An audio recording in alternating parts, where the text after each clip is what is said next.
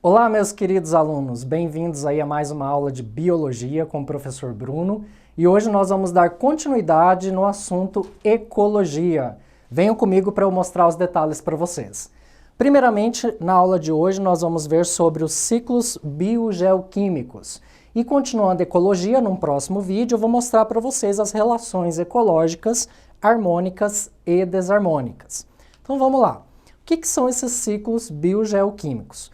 Esses ciclos é justamente o que faz toda a natureza, tudo acontecer no meio ambiente. Então é a relação entre os animais com tudo aquilo que não é vivo. Então nós temos os ciclos acontecendo de uma forma que pode ser tanto devagar quanto rápido, dependendo aí das condições de ambiente, né? De temperatura, de sol, quais são os organismos vivos presentes nesse ambiente, dentre outros fatores que a gente vai ver agora. Bem, então os ciclos biogeoquímicos são processos que ocorrem na natureza para garantir a reciclagem de elementos químicos no solo. O que isso quer dizer?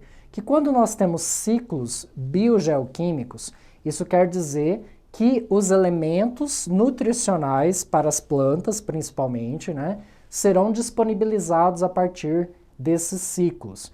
Então, tanto os nutrientes como água, nutrientes como nitrogênio, fósforo, potássio, dentre outros, estarão presentes nesses ciclos que farão parte do crescimento desses organismos. Primeiro os vegetais, lembrando lá que os herbívoros vão se alimentar dos vegetais, e depois os próximos animais dentro da cadeia alimentar vão se alimentando de outros animais, e aí esses nutrientes vão dando energia para essas espécies sobreviverem. Então, olha só. Então, os ciclos, eles possibilitam que os elementos vão interagir. Então, essa palavra é bastante interessante, né? Interação entre os elementos. Ou seja, no mesmo ambiente, como eu falei, vai ter essa interação e aí vai garantir que o elemento flua tanto pela atmosfera, hidrosfera, litosfera e biosfera. Então, vocês podem ver que está tudo interligado, né?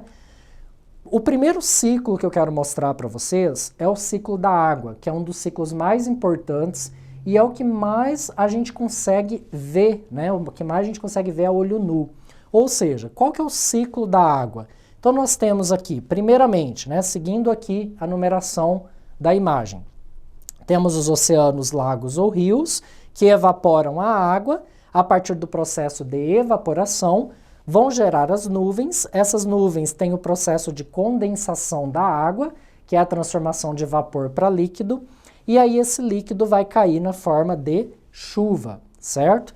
E nós também temos aqui as matas, né, os vegetais, por meio da transpiração, que os vegetais transpiram, eliminam água para a atmosfera, que também vão ser transformados em nuvens e depois virá uma chuva, né? Se transforma em chuva, caindo aí no solo novamente. Então, como vê aqui, a precipitação é a chuva caindo, e aí a gente tem algumas regiões do planeta que são as geleiras, onde a água automaticamente vai ser congelada, e a partir do descongelamento dela, ela vai virando líquida novamente, voltando para os mares e rios, e aí continua o ciclo, tá? Então vejam que é um ciclo acontecendo a todo momento. Lembrando que quando chove, entra no solo e a partir do solo as plantas consomem essa água que sai por meio da transpiração delas aqui, certo? Então todos esses detalhes são bastante importantes para vocês entenderem, né? Então a gente sabe por que chove, por que o lago evapora água, ou quando chove você vê aquele vapor saindo do asfalto, aquilo lá é uma vaporização acontecendo, justamente da água do líquido para o vapor, que vai gerar depois nuvem novamente e vai voltar essa água de novo para a gente, ok? Então é bem fácil, bem tranquilo de entender. Bom, aqui a gente já tem um ciclo um pouquinho mais complexo, mas não se preocupem com isso. É o ciclo do carbono. Então a gente já viu o primeiro ciclo da água e agora o ciclo do carbono. O carbono, ele é um dos elementos químicos mais presentes em todos os organismos. Então, quando a gente fala de orgânico, né, tudo aquilo que é orgânico possui a molécula de carbono, principalmente. E aí nós temos o carbono presente em vários locais. Então, a gente tem primeiro aqui as plantas que absorvem gás carbônico da atmosfera. Temos o próprio solo que também produz gás carbônico e precisa desse carbono para alguns micro-organismos sobreviverem, se alimentar dele. O oceano também absorve gás carbono e transforma isso em oxigênio para os peixes e para nós, né, seres vivos no geral. E os próprios animais acabam consumindo as plantas que possuem carbono e também as fábricas, indústrias aí que acabam também emitindo gás carbônico, tá? Então o carbono ele está presente na nossa vida e também existe um ciclo acontecendo dentro da atmosfera, atingindo até todos os organismos, inclusive os seres humanos que estão produzindo esse carbono também. O outro ciclo é do oxigênio, que também acontece de uma forma bastante interessante. Aqui nós temos, no caso, o ciclo do nitrogênio, perdão, tá? Então nós temos aqui o N acontecendo, que é a do nitrogênio, e aí nós temos a fixação desse nitrogênio por meio de raios, e aí ele vem para o solo a partir das chuvas. E aí no formato no solo, que ele é no formato de amônia, né, na composição amônia, as plantas vão adquirir ele, absorver ele na forma de nitrato, tá? Então, por meio de bactérias que ajudam as plantas a transformar isso, vai acontecer a absorção desse nitrato, que é o nitrogênio, a partir do solo, beleza? E aí essas bactérias vão ter vários tipos de transformações acontecendo ali, a partir desses micro-organismos, e as plantas vão conseguir absorver esse nitrogênio, e depois esse nitrogênio passa para os animais na forma de comida, beleza? No caso, ele pastejando aqui como exemplo. Bem, e como eu falei para vocês, né, dando exemplo aqui do nitrogênio, nós temos aí também alguns fertilizantes que são adicionados no solo, né? E aí tudo isso vai acontecendo mais no solo. Então a base para o ciclo do nitrogênio acontecer é o solo, e ele também pode evaporar na forma de amônia e ir para a atmosfera, aqui em N2, no formato N2, e depois voltar para o solo novamente. Continuando, para acontecer um ciclo biogeoquímico, nós precisamos então de 3 coisas importantes. Reservatório do elemento químico, que é a atmosfera, a hidrosfera ou a crosta terrestre.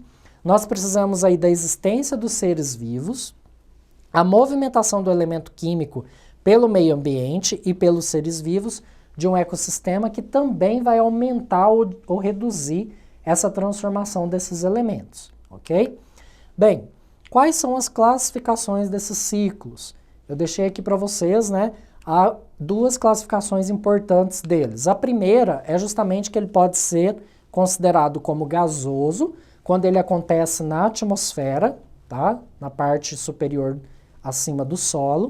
E a segunda classificação é a sedimentar, que é justamente quando ocorre na crosta terrestre. Então, tudo que está aqui na terra, acima do solo, vai ser classificado como ciclo biogeoquímico sedimentar. Por quê, gente? Porque depende do solo, tá?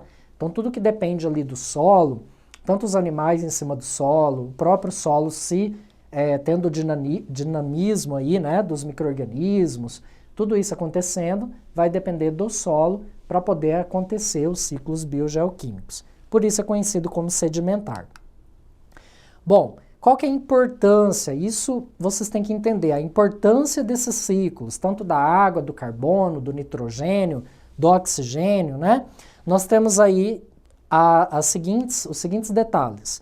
Ele vai promover a ciclagem dos elementos químicos, garantir a utilização e disponibilidade para os vegetais principalmente.